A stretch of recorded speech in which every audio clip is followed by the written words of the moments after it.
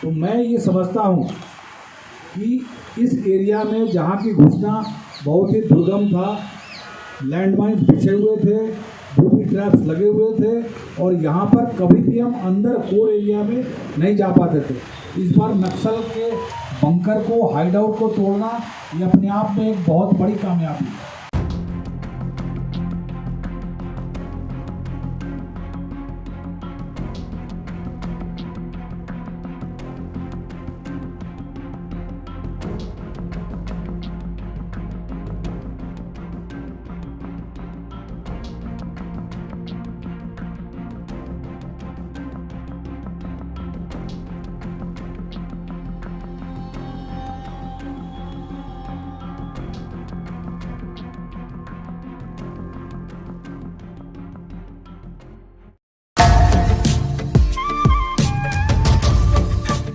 CRPF के और भी बटालियंस थे जिन्होंने इस अभियान में हिस्सा लिया। वो सारे लोग, सारे जितने कट ऑफ लगे हुए थे सभी पर लगे हुए थे। तो मैं ये समझता हूँ कि इस एरिया में जहाँ की घुसना बहुत ही दुर्गम था, लैंडमाइंस बिछे हुए थे, बूबी ट्रैप्स लगे हुए थे और यहाँ पर कभी भी हम अंदर कोर एरिया में नहीं जा पाते थे। इस बार नक्सल के बंकर को, हाइड आउट को तोड़ना ये अपने आप में एक बहुत बड़ी कामयाबी है। उस हाइड आउट में हम लोगों को बहुत ही ज़्यादा रसद के सामान मिले, जिससे ये उद्गार होता है कि वो वहाँ पर बहुत आराम से अंदर में रह रहे थे और काफ़ी दिनों तक रह रहे थे। तो अब उम्मीद है कि ये अभियान के बाद जिस तरह से 9 कुख्यात उग्रवादी पकड़े गए हैं और एक का ये नुकसान हुआ है, उससे इस क्षेत्र में थोड़ी अमन शांति और फैलेगी। और हम ये भी उम्मीद करते हैं कि कई लोग, कई युवा जो पथ भ्रमित हो जाते हैं, इस तरह से उस पथ पे जाने के लिए अब ये आकर्षित नहीं होंगे। दूसरा, कई लोग उनको जो गैंग है उसको छोड़ के इधर झारखंड सरकार की अपनी एक बड़ी अच्छी सरेंडर पॉलिसी है, उसके तहत में हम उम्मीद करते हैं कि बड़े से बड़े नेता भी जो उनके उग्रवादियों के नेता बने हुए हैं वो इस तरफ आएंगे। और मैं समझता हूँ कि इस तरह का अभियान अगर और चलता रहा तो उम्मीद है कि और भी क्षेत्र हैं झारखंड में जिनको कि हम इस तरह से करते रहेंगे, साफ करते रहेंगे। बीच में नुकसान होते रहेंगे, ऐसी ये लुका छिपी का खेल है। अब ये नहीं कह सकते कि हर एक अभियान सफल ही होगा, लेकिन झारखंड पुलिस और सीआरपीएफ ने दृढ़ संकल्प लिया है कि हम इस नक्सलवाद के खिलाफ यहाँ पर जितनी लड़ाई लड़ी जाएगी उसके लिए हम बिल्कुल ही तैयार हैं। और इस ऐतिहासिक क्षण में मैं आपको बताना चाहूँगा कि ये हमारे जवानों के बहुत ही बहादुरी का परिचायक है। वो 3 जवान जो घायल हुए, उनसे मैं मिलने हॉस्पिटल जब गया और उनको बताया हम लोगों ने कि हम इनको छोड़ेंगे नहीं, हम इनके पीछे लगे हुए हैं। और इसी सिलसिले में आज भी एनकाउंटर हुआ। उस जवान का, उसके पैर कटे हुए थे, लेकिन उसने ये बोला कि तो क्या सर, उसी जगह एनकाउंटर हुआ जहाँ मेरा पैर गया। माने उसकी बहादुरी की एक मिसाल है। तो उन जवानों को हम सलाम करते हैं और उनके इस बलिदान को और इस तरह से जो इनके अंग में नुकसान पहुंचा है उसको हम आगे भी इसकी भरपाई करेंगे और आगे भी नक्सलियों को नुकसान पहुंचाएंगे। ये कहते हुए मैं झारखंड पुलिस और अन्य जो एजेंसीज रही हैं, खासकर जो सूचना विभाग है, उसका भी मैं शुक्रगुजार करता हूँ। हमारे जेजे के डीआईजी हैं श्री अनूप विलखरे जी, रांची के आईजी हैं श्री पंकज कंबोज जी, हमारे सेक्टर के भी ऑफिसर्स हैं, DIG of PK Sharma, DIG Ranchi VS Sharma, DIG Palamu mister Vinay Negi, सभी लोगों ने मिलकर इस इतने बड़े ऑपरेशन को 2-4 लीडरशिप से नहीं होता है, पूरी एक टीम काम करती है। तो इस बार ये पूरी टीम सक्सेसफुल हुई है और हम उम्मीद करते हैं कि आगे भी इसी तरह से काम करते रहेंगे। धन्यवाद। सर, जो नक्सली मारा गया है उसकी पहचान हो पाई है या उसके परिवार वालों ने मना कर दिया पहचानने से?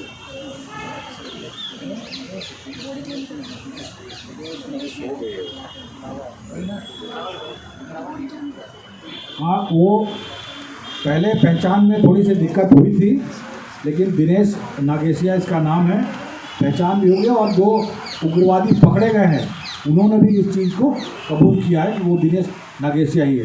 देवेंद्र गंजू की जो पत्नी थी सर, वो अपने बच्चों को लेकर फरार हो गया क्या, या कुछ उसकी जानकारी मिल पाई थी आप लोगों को? देखिए, अभियान मैंने जैसे बताया कि अभियान अभी भी चल रहा है और उग्रवादी जो है वो चूँकि तितर-बितर हुए हैं, लगातार उनके साथ जो एक्सचेंज ऑफ फायर हुआ है पुलिस के साथ, उनके पूरे क्षेत्र को सीआरपीएफ के और झारखंड पुलिस के संयुक्त बलों के द्वारा घेरा डाला हुआ है। तो ऐसे में कई सारे संदिग्ध लोग पुलिस के द्वारा और सीआरपीएफ के द्वारा उस क्षेत्र से, जो खासकर जो एरिया ऑफ ऑपरेशन था, उस क्षेत्र से कई सारे संदिग्ध लोगों को पकड़ा गया है। उसमें से 9 लोग जिनका सत्यापन हुआ और जो उग्रवादी दस्ता के सदस्य थे, जिनके बारे में आपको डिटेल में प्रेस विज्ञप्ति में भी दिया गया है, पहचान होने के बाद उनको विधिवत गिरफ्तार किया गया है। और कुछ लोग थे जिनके भी सत्यापन नहीं हुई थी, तो सत्यापन की कार्रवाई भी की जा रही है। और जहाँ तक आप क्योंकि इसमें हमारे पास भी ऐसी सूचना है कि जो माओवादी कमांडर थे, उनके साथ और भी कुछ थे, जो कि कुछ महिलाएं थी जो कि दस्ते के सदस्य भी थे। अभी हम लोग क्योंकि अभियान चल रहा है, इसका सत्यापन चल रहा है और जहाँ जहाँ हम लोगों को सूचना मिलती है वहाँ पे कार्रवाई की जा रही है। निश्चित रूप से आने वाले दिनों में जो भी इस टीम में शामिल थे, 30-35 लोगों में, उस जितने भी लोग थे उनके खिलाफ हमारा अभियान चल रहा है और उसके इसमें हम लोग आगे का कार्रवाई करेंगे। और जैसे जैसे आगे इसमें जैसे आपको अपडेट किया जा रहा था, वो हम लोग अपडेट आपको देते हैं।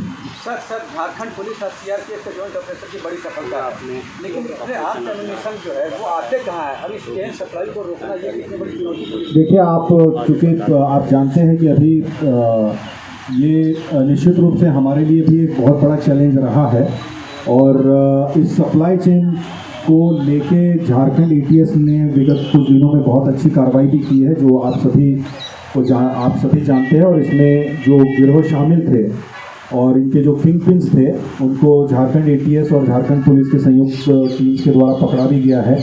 और इसमें एक बड़े नेटवर्क का खुलासा पुलिस के द्वारा किया था, जो कि न केवल आपराधिक गिरोहों को बल्कि संगठित आपराधिक गिरोहों के साथ साथ नक्सलियों को भी जो हथियार और गोली बारूद सप्लाई करते थे, वो केस अभी एनआईए को ट्रांसफ़र हुआ है। एनआईए फर्दर आगे का इन्वेस्टिगेशन कर रहा है, जिसमें कई सारे लिंक्स जो झारखंड एटीएस के द्वारा ऑलरेडी जिसमें काम किया गया और कई सारे लोगों को भी गिरफ्तारी की गई है। और ये निश्चित रूप से एक बड़ा चैलेंज है और इस पर हम लोग आगे भी वर्क कर रहे हैं और जैसे जैसे हम लोगों को लिंक्स मिलते हैं हम उसके खिलाफ कार्रवाई कर रहे हैं। सर, कुछ फोटोज आए थे ग्रेनेड के पकड़ने का, क्या वो ग्रेनेड पकड़ाए हैं या फिर नक्सली लेके चले गए?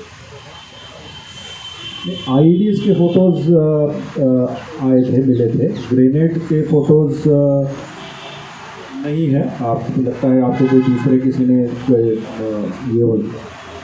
तो आईईडीज और बाकी जो भी इस तरीके का एक्सप्लोजिव सामान मिला है, उसको चूँकि झारखंड इस पूरे अभियान में निश्चित रूप से मैं एक और पार्ट मिस कर गया था।